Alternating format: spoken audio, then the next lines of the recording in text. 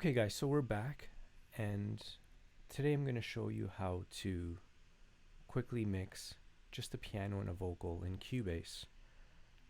So we're going to go over compression, effects, and EQ. And you might think, it's just two elements, just a piano and a voice, but there's things you can do to it to make it sound really good. And hopefully that's what we'll do here today. So the song that I'm going to be working with is just a track that I have on my YouTube channel called Unchained Melody. So it's just a classic old school track, and I'm just going to play a little bit of it as it is right now so you get an idea. There's nothing on each track. Oh,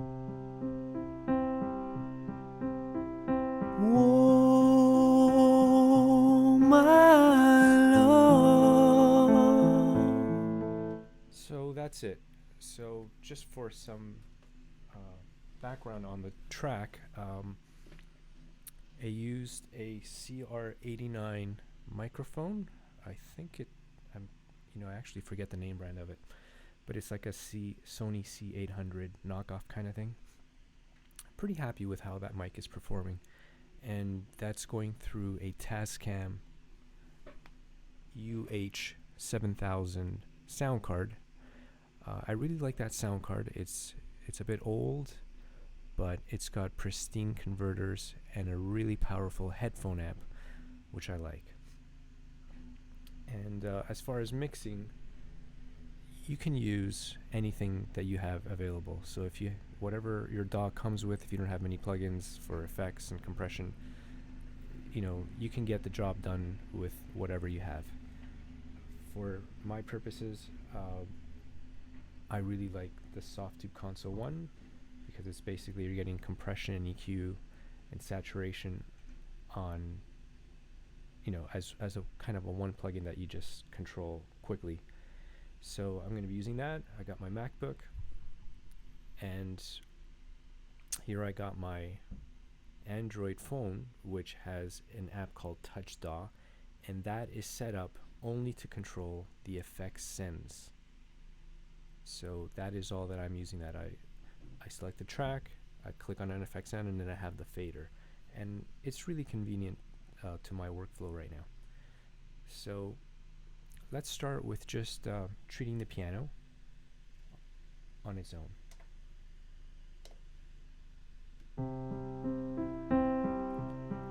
So the piano sounds pretty good as it is. Let me just lower this.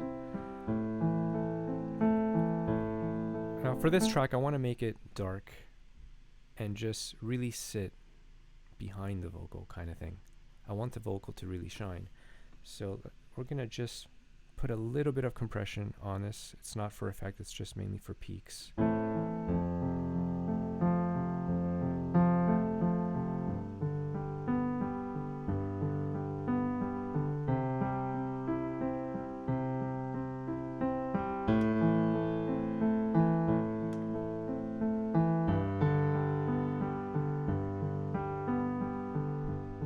Just a little bit of compression. I just did a little something. And now we're just going to start with the EQ. So we're going to just start with just rolling off the low end.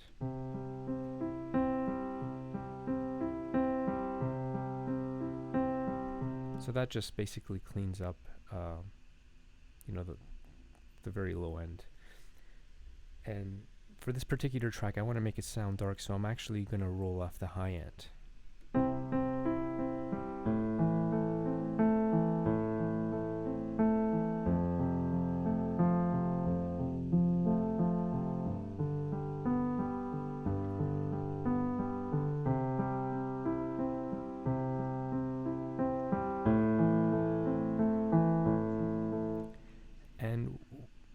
I think that's sounding okay for now. Once the vocal is in place, we may EQ some of the mids a little bit so that it plays nicer with the vocal. But right now, let's go with that, and let's put some effects on that piano. Now, I already have effects send set up, so as you can see over here, my console got plates, halls. For this piano, because it's such a bare track, I'm going to put a huge hall in it. And that hall that I have set up is a Valhalla plate, and the preset is XL Lithium. It's just like a really huge reverb. And let's hear that with the piano and dial it in.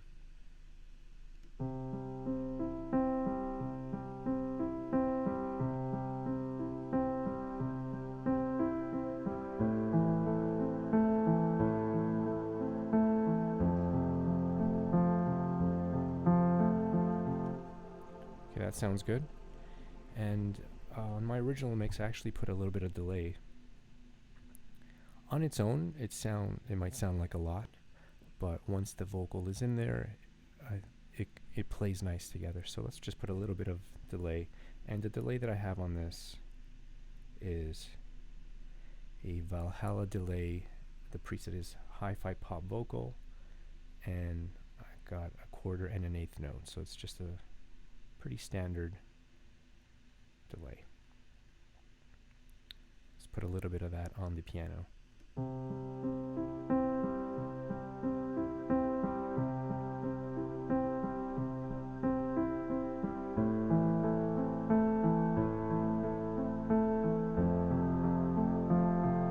Way too much.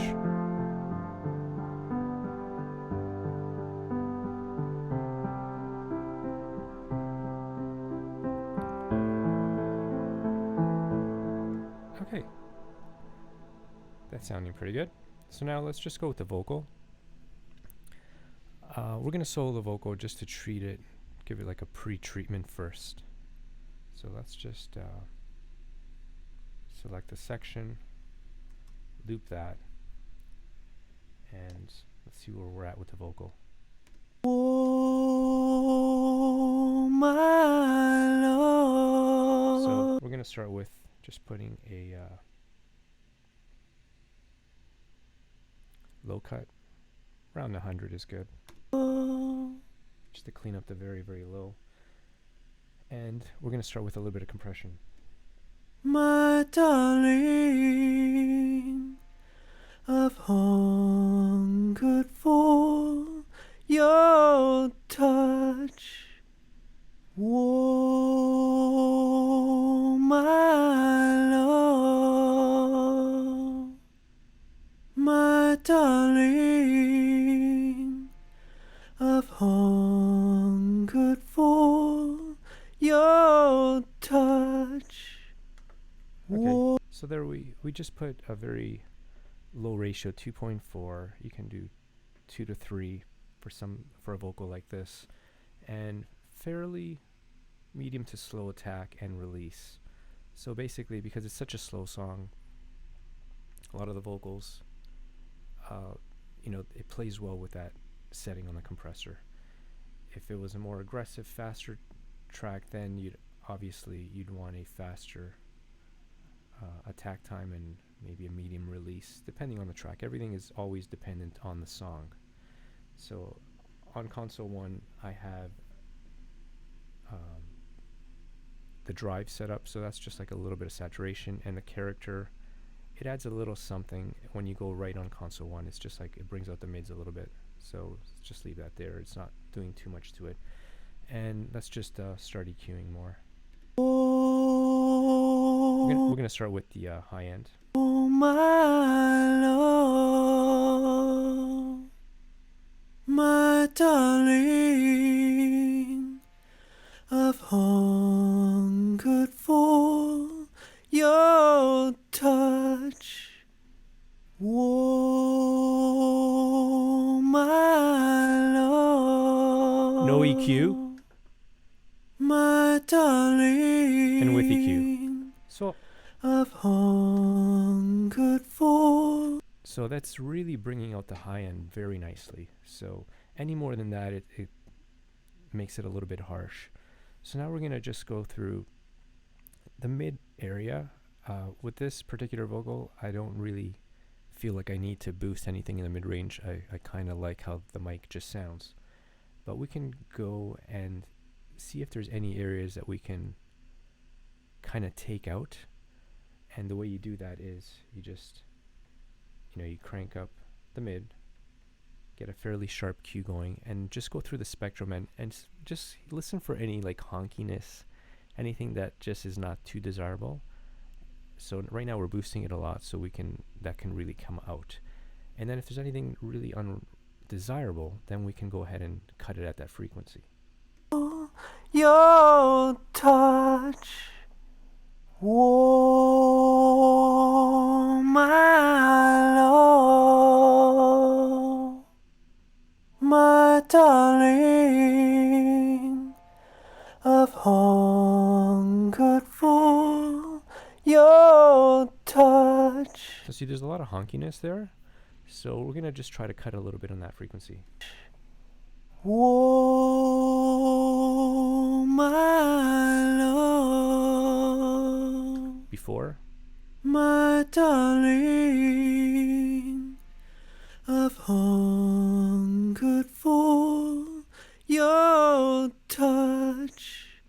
Okay, that's sounding good. So now I just want to give the voice a little bit, sorry. I want to give the voice a little bit of presence in the lower end. So we're going to find a sweet spot in the low end and boost that. But not too much. We don't want it too much. Oh, my love, my darling, I've hungered for your touch. Oh, my love, my darling, I've hungered for your touch. Oh, my love, my darling,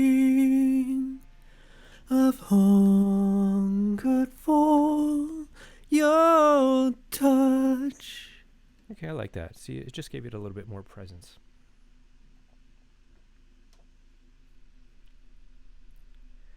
Okay, so next we're going to go to effects. Now, if you want to make the voice a little bit more stereo, I usually put a little bit of chorus on it. So let's see how much we can do there. Oh, my love, my darling. Way too much. I've hungered for your touch. I think that's good. Just a little bit of chorus. It just, spreads it a little bit. And now we're going to go to effects. Now, I had previously chosen an effect that I like. It's just a plate. But we're going to go in there. This is a Lex plate. And we're going to first set up the actual space, like how big of a reverb you want. So let's do that. Oh, my love. So we're just cranking it just so we can get a feel for it. Darling, I've hungered for your touch. Oh, my love, my darling, I've hungered for your touch. Whoa. I like the big reverb for this song because it's just voice and piano, and it's got a very dreamy kind of feel to it. So now the most important thing we can do now is we're going to crank the reverb even more just for a setting purpose.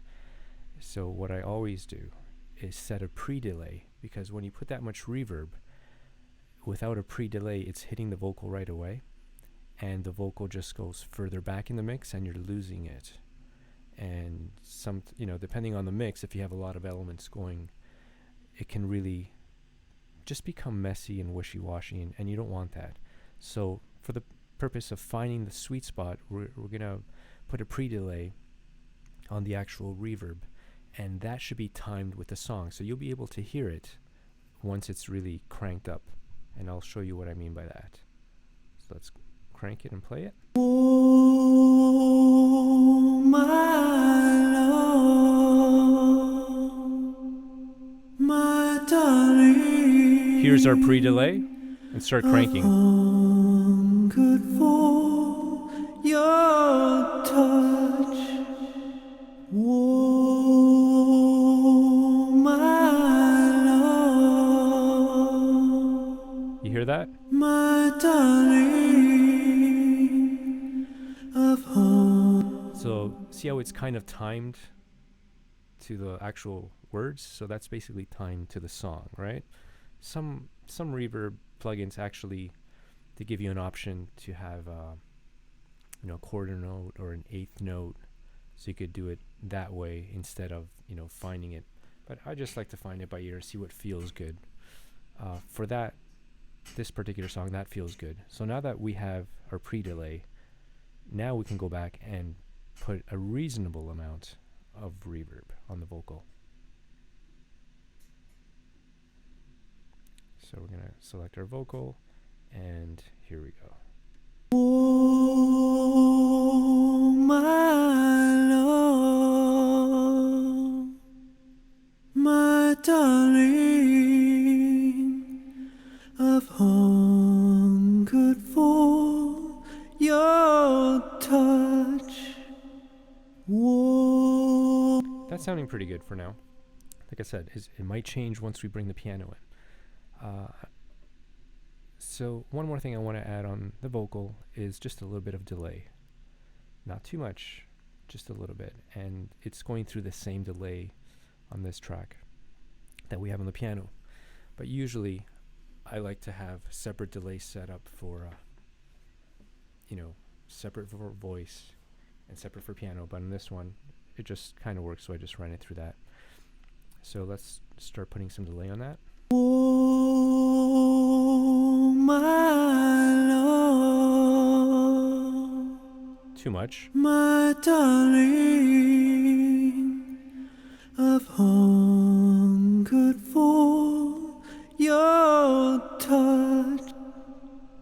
That sounds pretty good. And let's just check the EQ on the... Yeah, so I'm going to just roll off even more. Actually, on the plugin, I believe the delay is already... the highs are rolled off. And yes, you can see they're rolled off a little bit. But yeah, I like more of a tape kind of delay. So I usually end up rolling off the highs. Whoa, my love, my darling of hungered for. Like I said, it's already rolled off from the actual plugin, but that's something you can do for effect. Okay, so now we got the vocal sounding pretty good and the piano sounding pretty good. So now it's just a matter of making it sound good together. And let's see where we're at with that. So the main thing we want to listen for is that the piano does not interfere with the vocal. And that can be a lot of things. That can be the actual tone, like the mid-range sound of it. So we can do things to fix that, but let's hear it how it's sounding together. Whoa, my love, my And now, now we can actually go in and EQ the piano a little better so that it fits better with the vocal. So I'm going to be playing that together, and we're going to be tweaking the piano a little bit. oh, my love, my darling of hungered for your touch. Whoa.